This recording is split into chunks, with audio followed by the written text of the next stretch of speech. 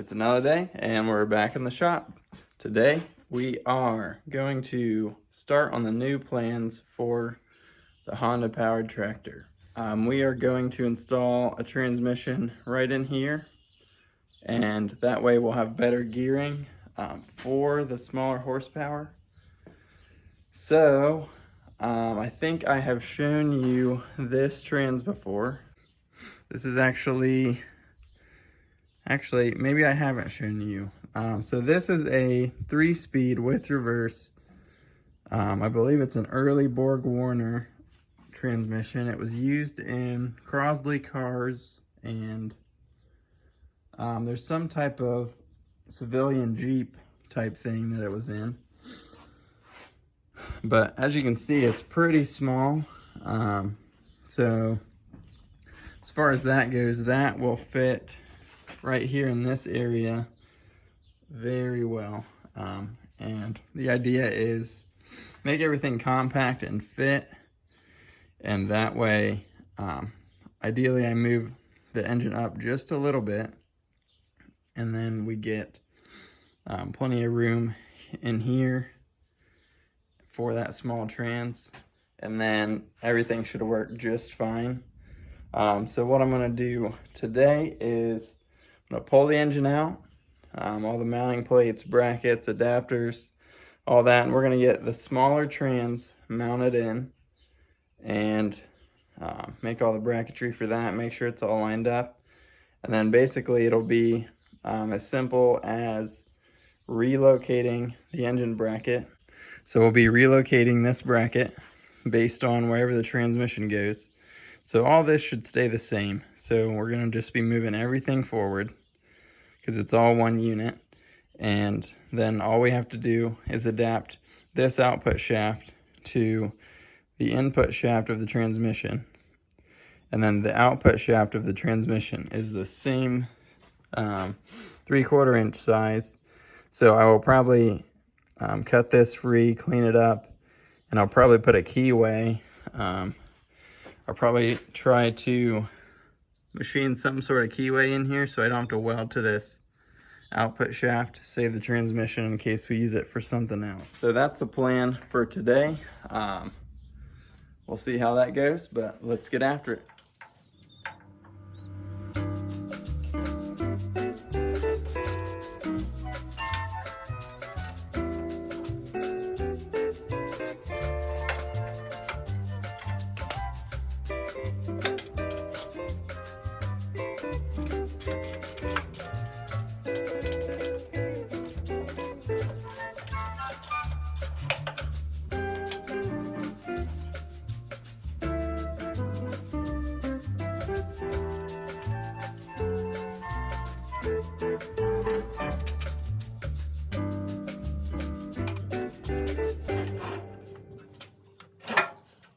Alright, so with everything loose, you can see previous mounting spot, and I think the goal would be to have, I think, the motor about right there, but we'll see once we get the trans in. So this is the basic jack shaft sort of setup.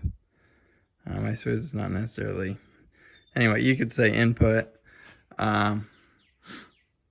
So yeah, I mean, it works okay, but there needs to be another pillow block bearing here, which I have. Got a new shaft. So we're gonna retire this old thing. Got new pulleys and all that. We are gonna save the adapter that I made. But besides that, we're gonna take all this off. We're gonna mock up the trans once I get this adapter cleaned up and go from there. Okay, we've got the adapter I built removed, and I also just removed this tail housing. I'm not sure what exactly this was for, if there was like a torque tube or another piece attached, but I see there's a grease zerk, so I'm assuming that that was packed. Makes me think that you pack this for this speedo drive here. But anyway, we got this apart. Here's my adapter. So we have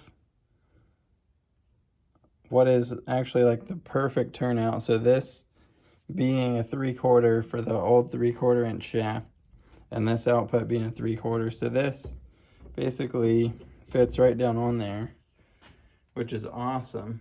And again, like I said, I don't really want to weld it. So I think the plan will be to, I got to clean out this keyway because there's just a little weld packed in there from being welded onto that, since that was a keyless 3/4 shaft.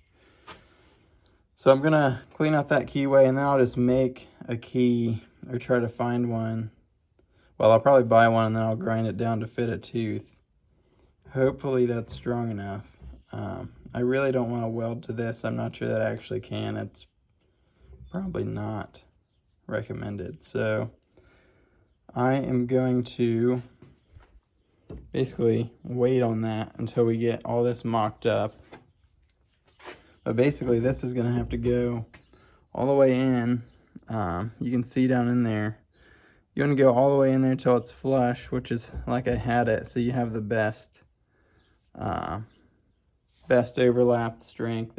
Basically it looks like by the time I push it all the way in, it'll be flush here. So that would be, so I'm going to get that seated, and then we'll work on setting the trans in the tractor. And once the trans is in the tractor, you know, obviously the coupler will come up here, slide in, and we should be able to just hang the trans there, and then we can get an idea where the height will be, how I need to make a bracket. So with this adapter on here, it actually works out really great. You can see it's just smaller than the machined out area on there. And then, so you look down in there, phone's probably not going to focus, but you can sort of see the shape. Come on, phone. There you go. You can see the shape the key's going to have to be, but I think I'll just drive it in from this back side, and then maybe just put a little tack or something in there to keep it from backing out. We'll see when we get there. But yeah, I'm really thrilled with how that fits in there.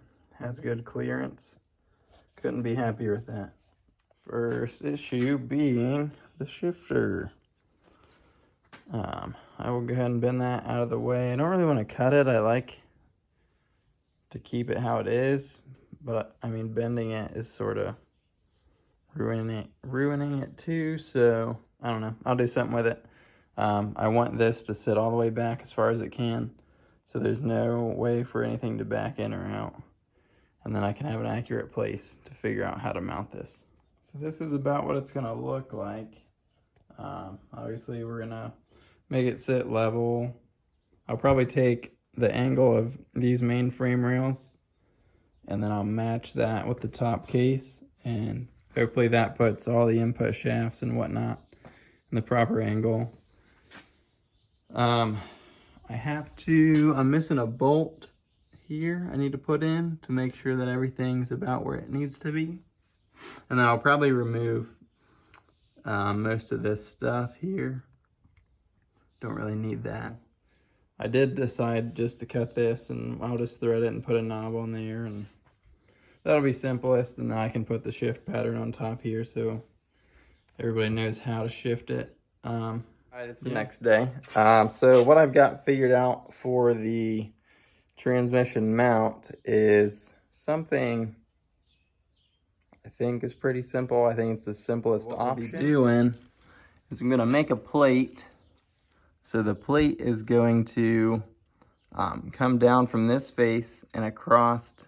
So it's gonna bolt here and here. And then I will have a cross, like a cross member mounted here. Or sorry, it'll be mounted to the factory engine mount. So the cross member will have a flat plate down with through holes, and it'll just be welded across to the other side. I think that'll work good. So now I'm gonna try to mock that up. I'll get some stuff cut. I have this old Jeep bumper plate steel. I think it's gonna be just about the perfect size. We'll see. I'll get it notched out, and if it's a little short, we can always extend it, no big deal. New plan. So I tried that initial plan. I came up with, so I was hoping something like this, that just goes underneath and bolts on the front. Not happy with it. So, this is the newest idea. So these are hood hinges off of Jeep CJ7.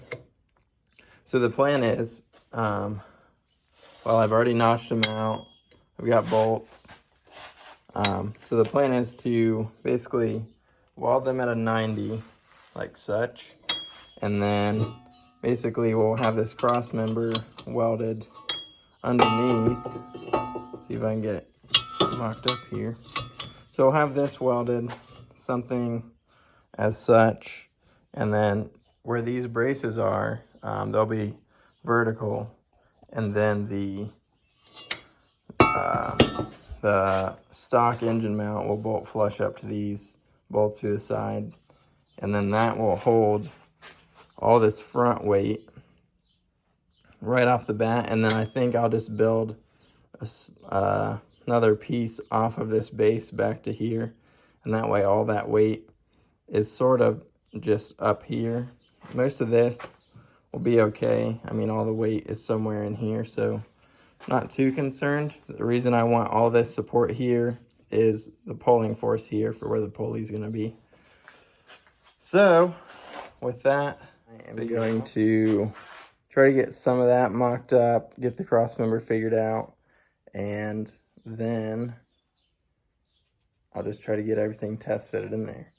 So making progress. We'll keep at it.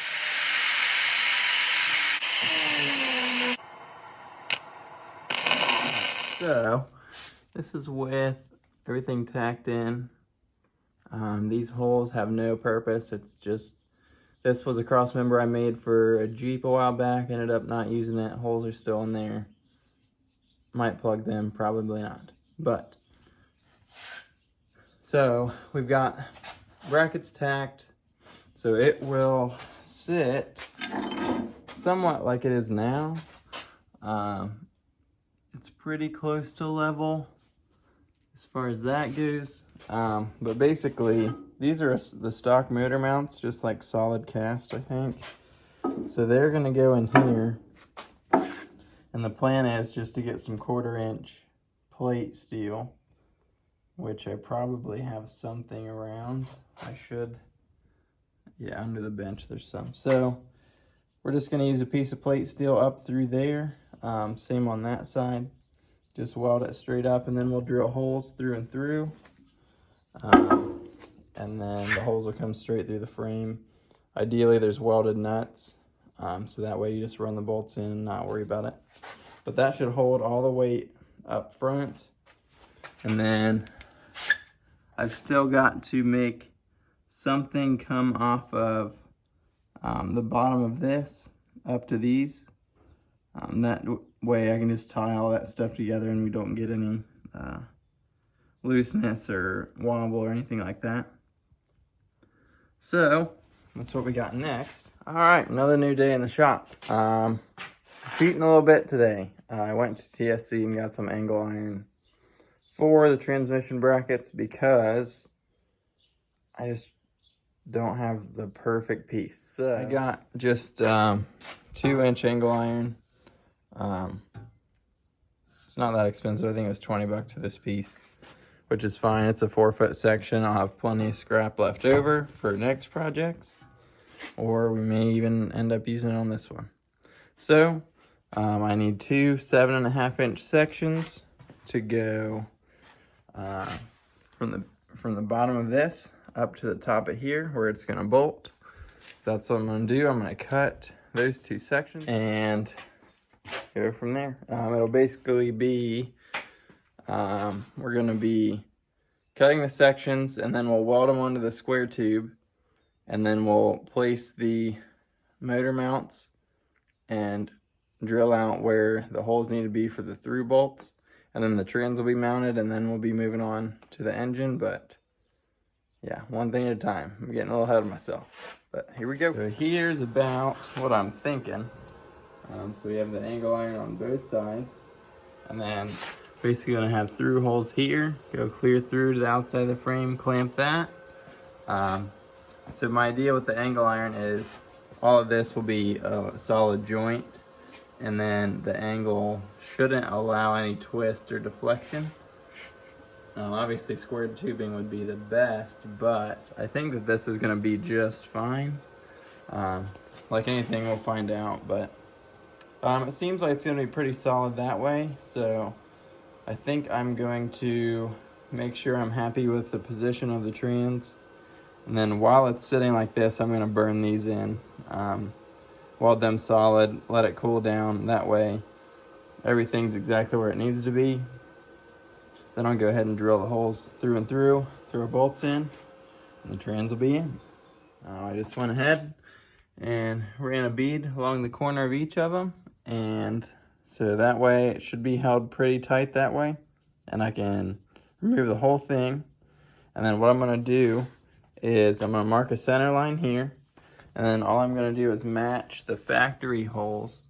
So right here's the factory holes. So I'm gonna measure those dimensions, just slide them over, put them here, and then we should be able to drill straight through the block into the other side.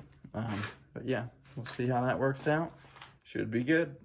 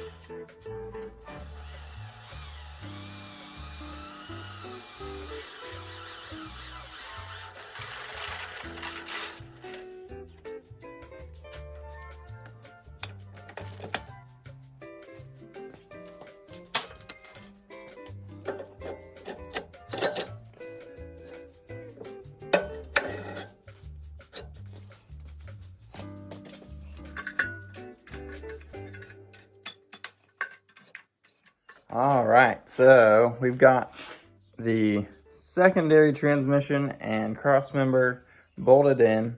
I just threw some new hardware in there. Still not finished welded. We're going to finish weld it once we get the engine in here, everything lined up. I need to make sure that I don't need to tweak this angle at all. And then after that, I'll probably put a secondary brace there on the bottom. But yeah, check that out. We've got basically all the bracing going to those stock motor mounts here, and so it seems super solid right now. I mean, it doesn't budge or anything like that, so couldn't be happier. You can see, so right now it's in first, so this transmission is reverse first, second, third. So yeah, now it's right in first, easy to turn. Should work great, just like I'm hoping. And I believe that this will technically